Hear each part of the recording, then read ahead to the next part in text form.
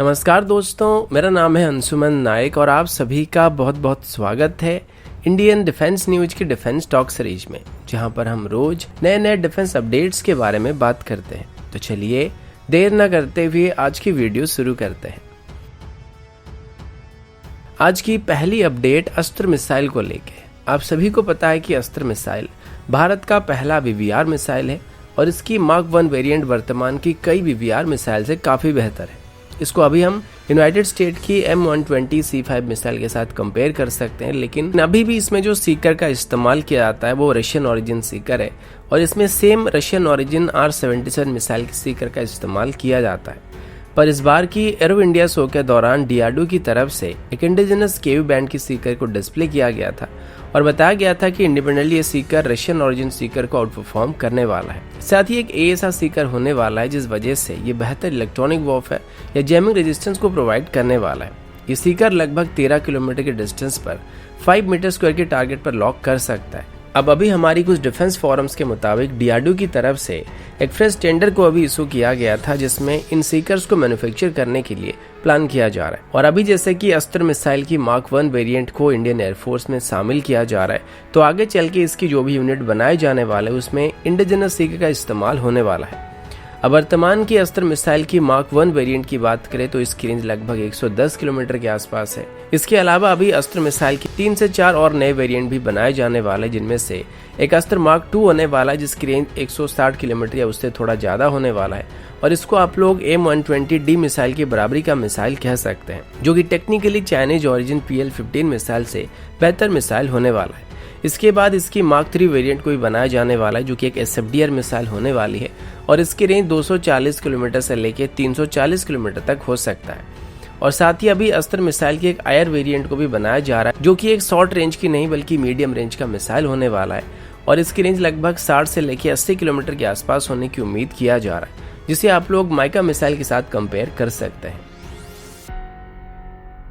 अगला update China की दूसरी एयरक्राफ्ट कैरियर को लेके। तो कुछ ही दिन पहले ही चाइना की दूसरी एयरक्राफ्ट कैरियर या चाइना की पहली इंडिजिनस एयरक्राफ्ट कैरियर सांगडोंग की कुछ सैटेलाइट इमेज वायरल हो रहे थे, जिसको देखने के बाद ऐसा लग रहा था कि चाइना की दूसरी एयरक्राफ्ट कैरियर की डेक डैमेज हो गया था और ऐसा लग रहा था कि या तो यहाँ पर कोई ब्लास्ट हुआ था या फिर यहाँ पे कोई फायर इंसिडेंट हुआ था। इस पर अलग अलग डिफेंस एक्सपर्ट अपना अपना राय दे रहे थे, जिसमें से कुछ का ये कहना था कि मे बी ऑयल लीकेज की वजह से हुआ था और जो डैमेज हुआ था वो अंदर की तरफ ज़्यादा हुआ है, या फिर कुछ और डिफेंस एक्सपर्ट्स का ये कहना था कि मे बी ये कोई डैमेज नहीं बल्कि जब सैटेलाइट इमेज को लिया गया था उस टाइम पर कैरियर के क्रू मेंबर्स के द्वारा डेक की सफाई की जा रही थी। इवन US नेवी के ऑफिसर्स का भी यही कहना था कि नॉर्मली एयरक्राफ्ट कैरियर की डेक को साफ किया जाता है और नॉर्मली जब भी कोई भी नई एयरक्राफ्ट को टेस्ट किया जाता है उस दौरान अपर डेक में डैमेज होना आम बात है और ये नॉर्मल डैमेज होता है जिसको तुरंत ही मरम्मत कर दिया जाता है। इसी को बेस करके कुछ डिफेंस एक्सपर्ट्स का ये कहना है कि इसी साल चाइना की तरफ से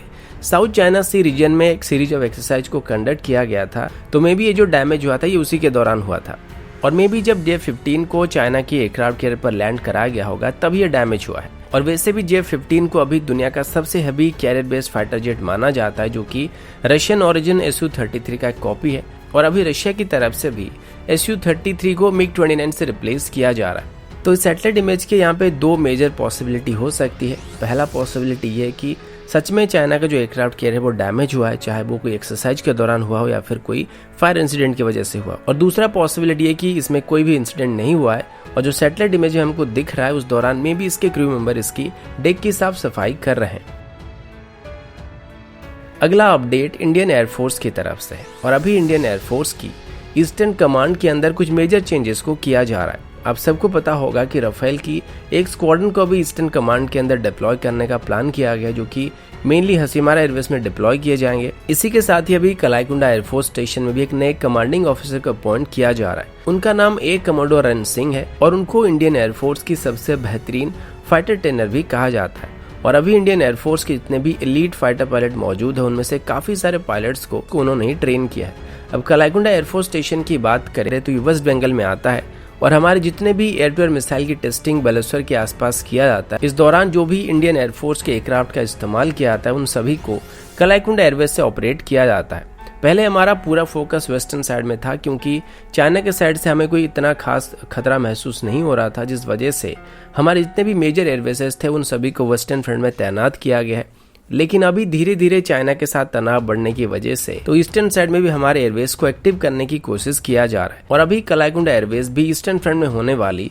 किसी भी मेजर कॉन्फ्लिक्ट में एक बहुत बड़ी रोल को प्ले करने वाला है। कलाईकुंडा एयरवेज 1962 के दौरान और 1971 के दौरान भी काफी एक्टिव हुआ था। अब हालांकि 1962 में एयरफोर्स को एंगेज नहीं किया गया था, लेकिन 1971 में 2 बार इस बेस के ऊपर पाकिस्तानी फाइटर्स की तरफ से रेड किया गया था और उसके बाद हमारे हंटर एयरक्राफ्ट की तरफ से पाकिस्तानी सेवर जेट को मार के गिराया गया था,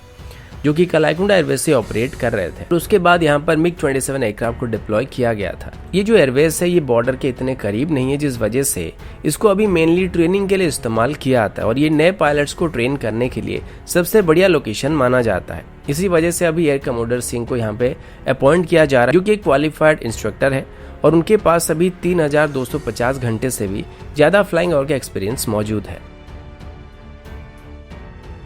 अगला अपडेट लाइट कॉम्बैट हेलीकॉप्टर को लेके नाइजीरिया की एक defence forum defence news Nigeria की तरफ से किए गए कुछ ट्वीट में बताया गया कि नाइजीरिया की तरफ से भी भारत से लाइट कॉम्बैट हेलीकॉप्टर को खरीदने का प्लान किया जा रहा है और लाइट कॉम्बैट हेलीकॉप्टर को आगे चल के नाइजीरिया की तरफ से अपनी आर्मी एविएशन विंग में प्राइमरी अटैक हेलीकॉप्टर के तौर पर इस्तेमाल करने का फैसला किया गया है। अब हालांकि ये जो ट्विटर हैंडल ये नाइजीरियन गवर्नमेंट या नाइजीरियन आर्मी का ऑफिशियल हैंडल नहीं है, लेकिन जिस तरीके से हम इंडियन डिफेंस के बारे में आपको जानकारी देते हैं ये ठीक उसी तरीके का नाइजीरियन फोरम है। अब हालांकि कुछ बातें कंफर्म हो चुकी है कि नाइजीरिया की तरफ से अभी एक टीम भारत आ चुकी है और अभी नाइजीरिया और भारत के बीच कुछ एमओयू को भी साइन किया जा चुका है, जिसके अंदर नाइजीरियन आर्मी के ऑफिसर को अभी भारत में हेलीकॉप्टर ऑपरेशन के बारे में ट्रेनिंग दिया जाएगा। और एचएएल की तरफ से भी कुछ अपडेट सामने आया था, जिसमें ये बताया गया था कि नाइजीरिया आगे चल के एचएएल से हेलीकॉप्टर्स को भी खरीदने का विचार कर रहा है और अभी इस पर दोनों के बीच बातचीत चल रहा है। लेकिन उसमें एग्जैक्ट हेलीकॉप्टर का नाम बताया नहीं गया था कि कौन से हेलीकॉप्टर को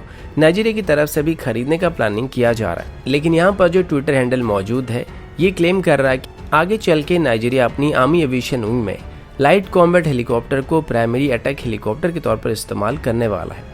अभी तक इसके बारे में भारत की तरफ से कोई भी अनाउंसमेंट नहीं हुआ है, लेकिन नाइजीरिया की बात करें तो आपको पता होगा कि हाल ही में इन्होंने पाकिस्तान से JF-17 को खरीदा था और अभी भारत में आके हेलीकॉप्टर को उड़ाने की ट्रेनिंग ले रहे हैं और आगे चल के भी अपनी आर्मी एविएशन में एक इंडियन मेड हेलीकॉप्टर को अपनी प्राइमरी अटैक हेलीकॉप्टर के तौर पर इस्तेमाल करना चाहते हैं।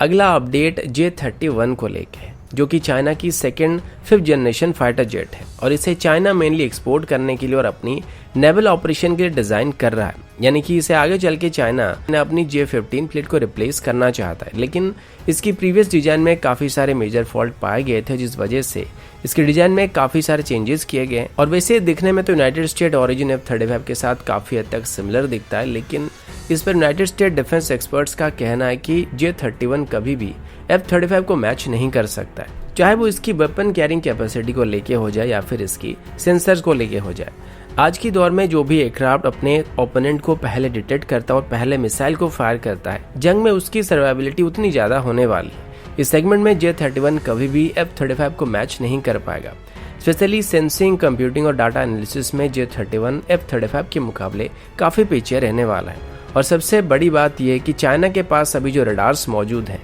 वो इतने ताकतवर रडार नहीं है। और कुछ ताइवान फोरम में बताया जा रहा था कि J-20 में अभी चाइना जो रडार्स का इस्तेमाल कर रहा है उनकी रेंज लगभग 300 किलोमीटर के आसपास है। तो उस हिसाब से J-31 में जो रडार को इंस्टॉल किया जा सकेगा उसकी रेंज उसके मुकाबले काफी कम होने वाला है, जो कि सेम प्रोपोर्शन में मेरे हिसाब से 200 किलोमीटर से लेके 250 किलोमीटर तक ही हो सकता है, क्योंकि J-31 का नोज सेक्शन J-20 के मुकाबले छोटा है, जिस वजह से यहाँ पर जो रडार लगेगा उसमें J-20 के मुकाबले कम TR मॉडल होने वाला है, जिस वजह से F-35 के पास J-31 के मुकाबले रडार्स के मामले में एक एडवांटेजेस होने वाला है। लेकिन एक बात जरूर है कि J-31 के डेवलप होने के बाद इससे चाइना की डिफेंस काफी स्ट्रांग होने वाली है और इसको वो आगे चल के एक्सपोर्ट करने के लिए भी डेवलप कर रहे हैं, जो कि हो सकता है वो आगे चल के पाकिस्तान को एक्सपोर्ट करेंगे। और अगर ऐसा हुआ तो पाकिस्तान के पास भी 5th जनरेशन फाइटर मौजूद होंगे, जो कि भारत के लिए परेशानी क्रिएट करेंगे। और जिस तरीके से फाइटर जेट आगे चल के साउथ चाइना सी रीजन में यूनाइटेड स्टेट के लिए दिक्कतें पैदा करेंगे,